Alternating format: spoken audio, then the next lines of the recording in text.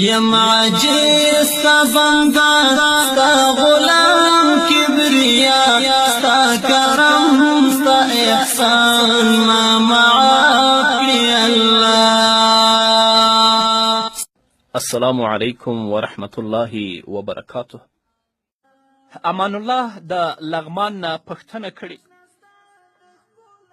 چې ځینې کسان علم نه لري او د خپل ځان نه په بل چا باندې د کفر فتوا ورکوي. دا وایي چې فلانی کافر دی، فلانی کافر دی، فلانی کافر دی. د دوی دا فتوا د اسلام له نظره څنګه ده؟ فقها لیکي بې علمه او جاهله خو پرېږده، د یو عالم او د یو مفتي لپاره دا په کار نه دی چې بغیر د تحقیق نه هغه په چا باندې د کفر فتوا ورکړي. فقهاو دا لیکلي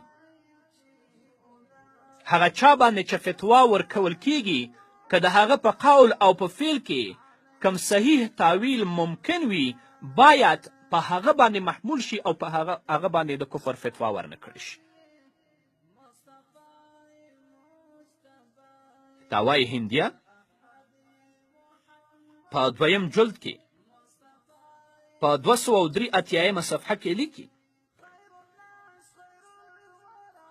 اذا كان في المسألة وجوه توجب الكفر ووجه واحد يمنع فعلى المفتي أن يميل إلى ذلك الوجه.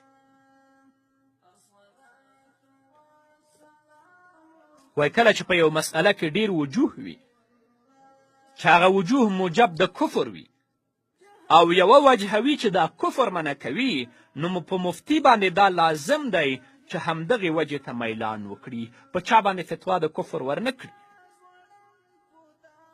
همدارنګه علامه حسکفي رحمه الله په در مختار کې په 4م جلد کې په 223 صفحه کې لیکي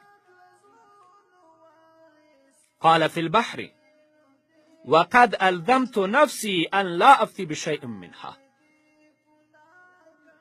وای دا ما په ځان باندې لازم ګرځولې چې په همدغو مسئلو کې به زه فتوا نه ورکوم.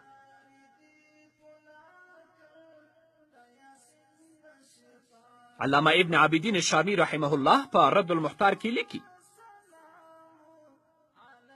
وینبغي للعالم اذا رفع الیه هذا ان لا یبادر بتکفیر اهل الاسلام.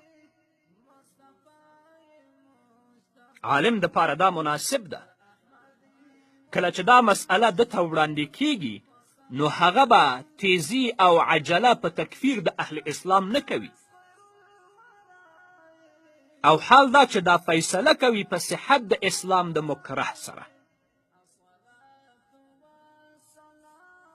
او په فتاوای صغرا کې لیکي الکفر شیء عظیم لا اجعل المؤمن کافرا متى وجدت روایة انه لا یکفر.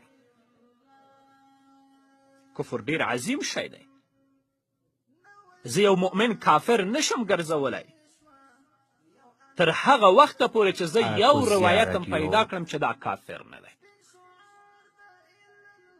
نو بغیر د تحقیقه په چا باندې فتوا د کفر د یو عالم او د یو مفتي لپاره مناسب او صحیح نه ده.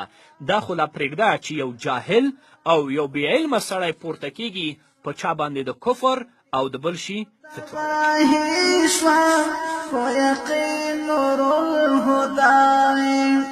د باطل تباهی شوا ويقين نور الهدى الصلاة والسلام عليك نبي